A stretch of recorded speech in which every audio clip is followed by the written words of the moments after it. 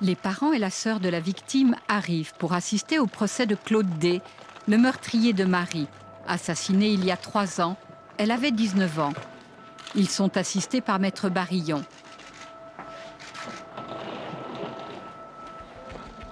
Derrière eux, Maître Parrain et Maître Hayat, les 2 avocats commis d'office pour assurer la défense du tueur récidiviste. Ils n'ont pas le beau rôle et la pression populaire est immense. Je crois que Claude D., si demain on lui ouvrait la porte de sa cellule, très franchement, il serait lynché sur la place publique. Il serait infiniment lynché. Donc on sent cette agressivité, cette hostilité inouïe. Moi, je comprends la colère, je la comprends, je la ressens. Et en même temps, elle n'a pas sa place dans l'enceinte judiciaire.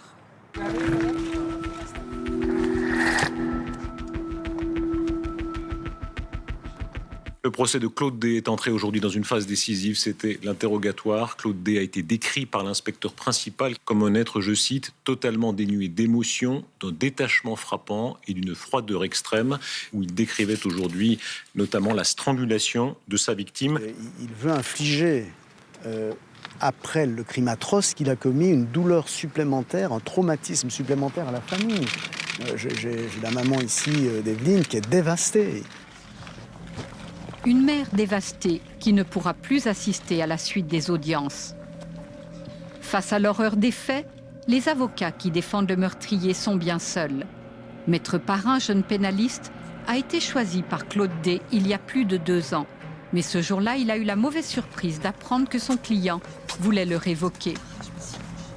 De son côté, Maître Hayat, qui fait une profession de foi d'assister les causes perdues, a été nommé d'office il y a juste 3 semaines pour seconder in extremis son confrère. Comment vous vous sentez? C'est comment? Franchement, non, je ne vais pas vous répondre. Pour l'instant, l'énergie doit être engagée dans le procès. Je ne peux pas l'engager ailleurs, sauf à ne pas disposer de toutes les forces qu'il faut pour cette audience. Mais je vous remercie de votre compréhension. Et c'est compliqué? Je retourne. Au fil des jours, la pression est plus forte.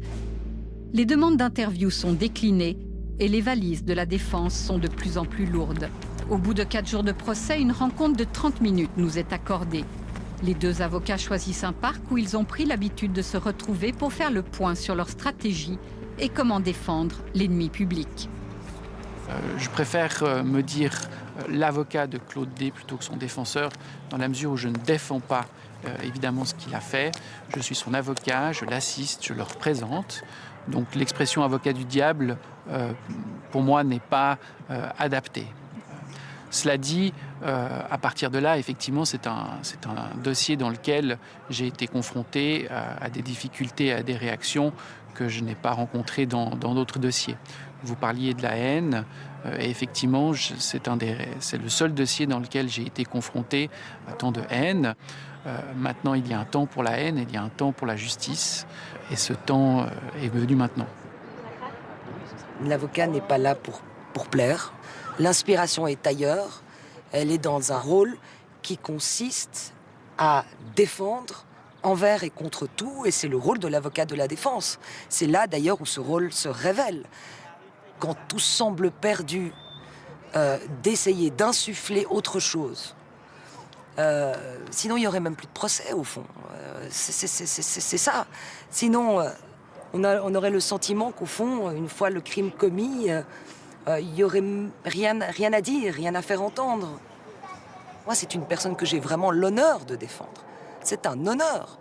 Parce que je sais que dans cette défense, il y a une nécessité d'aller au-delà de ce que l'on veut, de ce que le peuple dit, et de dire au juge, au fond, lorsque vous revêtez cette robe de magistrat, lorsque vous avez prêté ce serment de juger sans haine ni faveur, d'arriver à être détaché de cette haine, détaché de cette hostilité, et j'ai confiance. Dans le petit matin argovien, un fourgon blindé. À l'intérieur, Daniel H., jugé pour l'assassinat de Lucie, une jeune fille au père fribourgeoise. Autre drame qui a secoué le pays, c'était en 2009, le meurtre de Lucie, 16 ans. Abordée en gare de Zurich, L'adolescente a suivi son assassin chez lui. Il avait proposé de la prendre en photo. Elle est retrouvée assassinée. Son tueur est un récidiviste toxicomane. Nous avons rencontré son avocat, lui aussi commis d'office. À l'époque, il débutait dans le métier. Pour moi, c'est important que chaque partie du procès fasse son travail le plus sereinement possible. Il s'agit de défendre le prévenu convenablement, tout en faisant attention à rester dans la bienséance vis-à-vis des proches de la victime. C'est un exercice d'équilibriste qui n'est pas simple. Pourquoi ? Justement parce que d'un côté, on a son client et on s'est engagé envers lui à défendre ses droits le plus efficacement possible. Et en face, il y a la famille des victimes qui vit un moment très dur et c'est un juste milieu difficile à trouver. Matthias Fricker est resté l'avocat de Daniel H. Au fil des années, quel type de liens se sont noués entre eux? Ça doit rester toujours un client. Et c'est dangereux si un lien affectif se développe avec un client, car ça ne permet plus de faire son travail correctement. Très investi, Matthias Fricker s'est battu jusqu'au bout pour son client. Au tribunal fédéral, il a obtenu un internement simple et non un internement à vie. Une décision judiciaire qui a choqué l'opinion publique. L'avocat valaisan Laurent Nicot a vécu lui aussi une immense désapprobation quand il a dû représenter le sadique de Romont. Commis d'office dans le cadre d'une éventuelle libération conditionnelle 12 ans après le procès, l'expérience a été marquante. J'ai eu des téléphones anonymes, j'ai eu ma voiture qui a été rayée, mes pneus crevés, et j'ai eu un certain nombre de désagréments par rapport à mes clients. Certains ont résilié le mandat en disant qu'ils n'acceptaient pas d'être défendus, respectivement, qu'un dossier soit confié à l'étude qui s'occupe de M. Perry. Mais sur cette base-là, je pense que ça a été une bonne expérience, maintenant avec le recul. Mais sur le moment, si on me représenterait un dossier comme ça, je ne suis pas sûr que j'accepterais. Pourquoi ? Parce que c'est une pression médiatique, morale, par rapport au fait qui sont reprochés à un criminel de cette envergure, si on peut appeler ça comme ça. Et sur cette base-là, je pense que j'aurais peut-être plus envie d'assumer ce genre de défense. Michel Perry est reconnu coupable d'assassinat, de délit manqué d'assassinat, de tentative d'assassinat, de séquestration, d'enlèvement, de contrainte, d'attentat à la pudeur avec violence, d'attentat à la pudeur des enfants et de vol. Le sadique de Romont, un tueur en série qui prenait des adolescents en stop avant de les violer et les immoler. 10 crimes épouvantables ont été commis à travers le pays entre 1981 et 1987. L'avocat commis d'office à l'époque du procès est aujourd'hui décédé. Son successeur, Laurent Nicot, a fait son devoir en 2001 comme l'exige son serment. Et je ne crois pas qu'on est un salaud parce qu'on a été nommé d'office pour défendre, entre guillemets, un salaud. Je pense qu'on n'a pas à juger la personne qu'on doit défendre. Par contre, on doit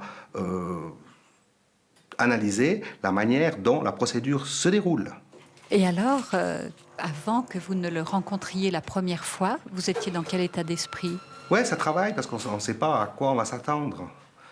On ne rencontre pas, entre guillemets, on n'a pas je peux appeler ça comme ça, l'occasion de rencontrer tous les jours des personnes qui ont fait la une des médias pour des faits qu'on peut considérer horribles. Je ne cache pas que ça nous laisse un petit sentiment quand même d'incertitude et de peur. Je m'attendais à avoir une personne horrible, mais en réalité, j'ai rencontré une personne comme vous et moi, avec même un regard assez doux et assez agréable dans la conversation. Oui. Mais celui qui a vraiment défendu l'indéfendable, c'est bien l'avocat de Marc Dutroux. En 1996, l'homme le plus détesté de Belgique, le pédophile Marc Dutroux, est arrêté. Accusé de séquestration d'enfants, de viol et de torture, il est jugé en 2004. Pour sa défense, il a fait appel au ténor belge, Xavier Magnier, considéré par certains comme l'avocat de la honte. Marc Dutroux m'a écrit, c'était sa manière d'entrer en contact, et il a dit « Vous allez me montrer si un avocat est capable de déplaire au monde entier pour défendre un client. » Et c'était une phrase qui résumait de façon assez inattendue le fond même de ma pensée et de ma manière d'interpréter le rôle de l'avocat. Vous avez été convaincu tout de suite? Vous avez hésité? Non, je n'ai pas hésité une seule seconde. Ma famille, à l'inverse, s'y opposait de tout cœur. C'est-à-dire? Nous étions heureux, nous avions une jolie famille, un bon ménage, des amis loyaux, mondains, convenables, avouables. Et j'allais devenir du jour au lendemain l'avocat de l'homme que tout le pays haïssait. Et mon épouse ne comprenait pas comment je pouvais jeter au feu un travail de charme, de séduction, de conquête, de connivence avec le monde honnête et élégant, jeter tout cela au feu pour être le lendemain l'ennemi public numéro 1, ou en tous les cas son avocat. Et pour beaucoup de mes proches, on confondait être l'ennemi public et être l'avocat de l'ennemi public. J'ai accepté quand même par un certain goût de défi. Est-ce que vous êtes fier d'avoir défendu Marc Dutroux? Eh bien, je ne sais pas s'il m'entendra un jour, mais je crois que je l'ai bien fait. Je l'ai fait en tous les cas, selon toutes mes possibilités, et sans être immoral. Sans être immoral. Je l'ai considéré tel qu'il est. Et il m'avait fait la confiance de se montrer aussi tel qu'il est. Et il m'a dit, dans les préambules de nos longues conversations, il est bien entendu que je ne vais pas tout vous dire. Et je lui ai répondu, il est bien entendu que j'ai le droit de tout chercher. Il m'a dit, eh bien, bon chemin. Et notre contact a été dans le respect l'un de l'autre. C'est son ami, l'avocat français Jacques Vergès, considéré comme l'avocat du diable par excellence. Il a défendu Klaus Barbie et Saddam Hussein. Eh bien, c'est Vergès qui a conseillé à Dutroux de choisir Xavier Magnier. Eh bien, je vous parlais de mon ami Vergès, Jacques Vergès. Il m'a un jour fait un cadeau formidable. Il m'a donné un diplôme inattendu. Sa carte, cher disciple. Je suis fier de vous, vous me dépassez en infamie. Signé Jacques Vergès. Si ça n'est pas un brevet.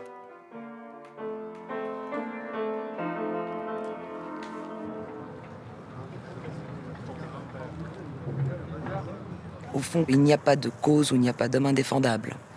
On a quand même quelqu'un qui, depuis son crime, est affublé des pires maux et des cris comme le mal absolu, le diable.